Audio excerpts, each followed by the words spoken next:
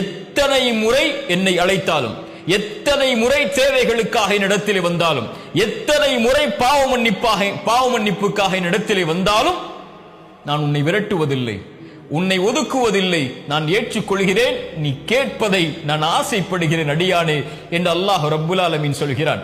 இந்த உலகத்திலே மனிதர்களை பொறுத்தவரை, யாரை நாம் சார்ந்து யாரை நம்பிக்கொண்டிருக்கிறோமோ இந்த மனிதர்களை பொறுத்தவரை நாம் கேட்டுக்கொண்டே இருந்தால் எம்மை விட்டு தூரமாகுவார்கள்.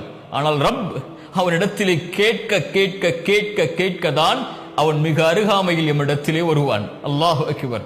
அல்லாஹுடைய தூதர் ஸல்லல்லாஹு அலைஹி வஸல்லம் அவர்கள் சொன்னார்கள், அல்லாஹ் ரப்புல் ஆலமீன் ஒவ்வொரு நாளும், ரமதானில் மட்டுமல்ல, ஒவ்வொரு நாளும் ஒவ்வொரு இரவும் அல்லாஹ் முதல் வானத்திற்கு இறங்கி வருகிறான். வந்த அடியார்களை பார்த்து கேட்கிறான், என்னிடத்திலே என்னை அழைப்பவர்கள் உண்டா? அந்த அழைப்பிற்கு நான் பதில் கொடுக்கிறேன்.